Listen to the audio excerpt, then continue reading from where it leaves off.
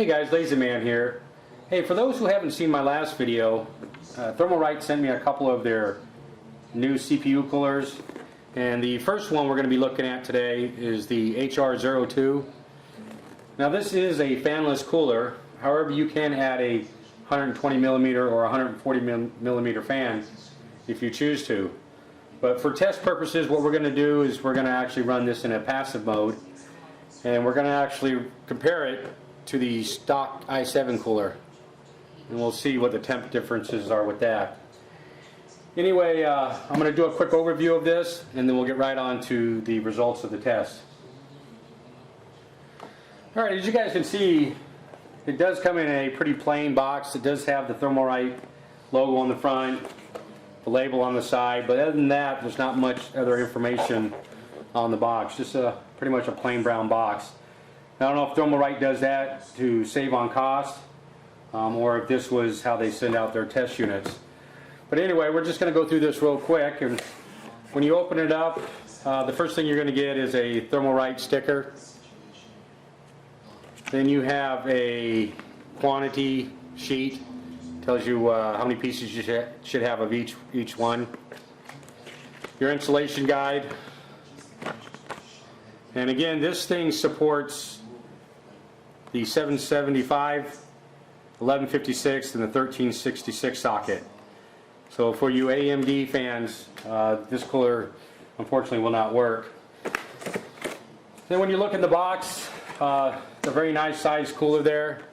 It's quite large. You can see they provide a screwdriver, and that's a nice little touch.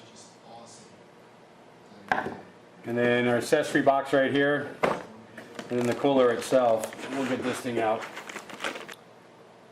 Alright guys, as you can see, this is a fairly large cooler here, and I'd imagine it would have to be able to run passive. But anyway, as you can see, there's 6 8mm heat pipes, and you can see they actually offsetted the heat pipes to one side, and that's to allow for this opening here that actually allows for the screwdriver to go down through there and tighten up the pressure mounting bracket.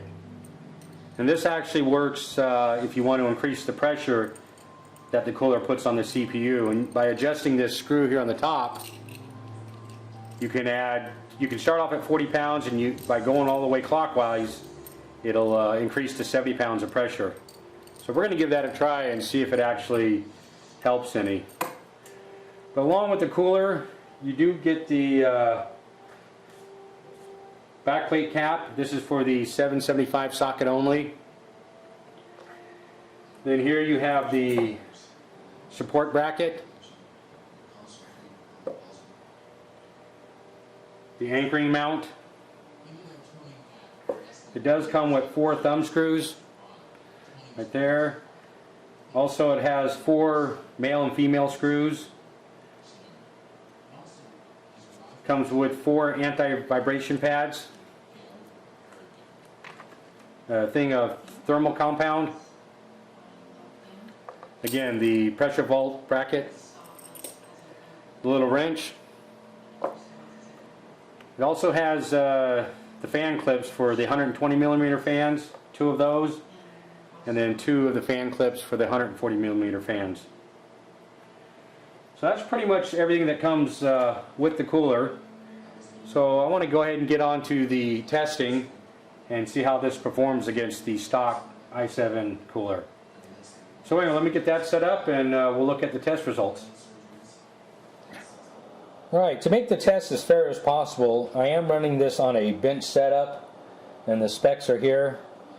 The ambient temperature in my room is 75 degrees Fahrenheit or 24 degrees Celsius, and I will be using MX3 thermal compound with a pea-size application for all the setups. And we'll actually be running 4 separate tests here. The first one would be at stock speeds of the 930. So we'll run both coolers at idle, and we'll compare those temps. Then we'll run both at 100% load at stock speeds, see what those temps are.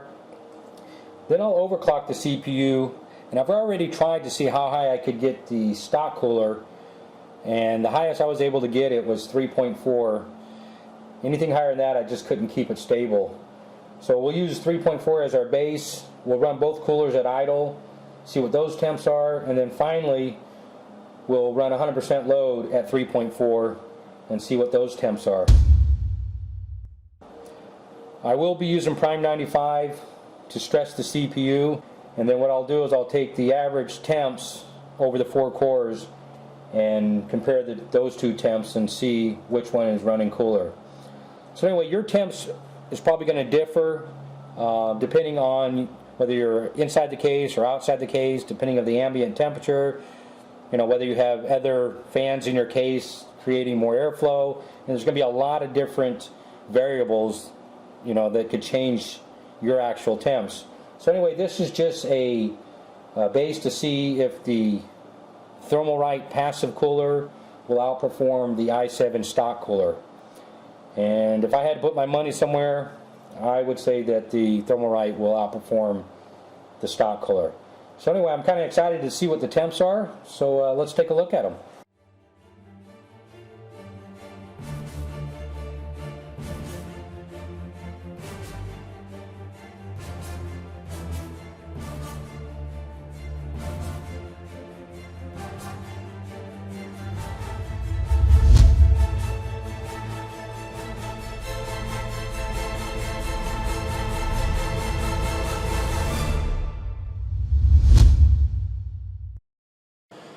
Alright guys, there you have it. As predicted, the Thermalright HR-02 definitely outperformed the i7 stock cooler. And as we can see, it only betters the i7 cooler by a few degrees at stock speeds. But it really shined with a whopping 16-degree difference when I put a load on the CPU. Now when I overclocked the CPU to 3.6, it still did pretty well in passive mode. But when I stressed the CPU, it did get a little hotter than I would normally like. But by adding the fan, it did run 15 degrees cooler. Now keep in mind, I did run this on a bench setup, and the HR-02 is designed to have air movement to really shine. So I would imagine that one could actually achieve lower temps once it was installed in the case where there are more fans. So if you're looking for a quiet cooler and don't need to overclock it to the extreme, this may be the right cooler for you. However, it is a little pricey, retailing at $79.95. So even though the temps are adequate, which was expected, there are a few things that are worth noting. The first being there is no support for AMD sockets. Also, I noticed while tightening the pressure mounting bracket, it was a little cumbersome, and depending on which way you mount the cooler, you would have to remove your RAM or GPU first to have access to it. And finally, the Thermalright should include at least one fan with this cooler. However, on the upside, it is a fanless design for a no noise operation. Also, it can be equipped with 1 or 2 low RPM fans for even better performance. The installation instructions were easy to follow and mounting was a breeze. And finally, they tilted the heatsink and slightly offsetted the cooler from the center to allow for taller memory modules. So in my opinion, this cooler did exactly what it was designed to do, and that is to keep the i7 processors cool in a passive mode, and the ability to add a fan or two if you feel the need to do some extreme overclocking. So anyway, I would like to thank Thermalright for sending me this cooler for review, and I'd like to thank all of you for watching it. Till next time, this is LazyMan.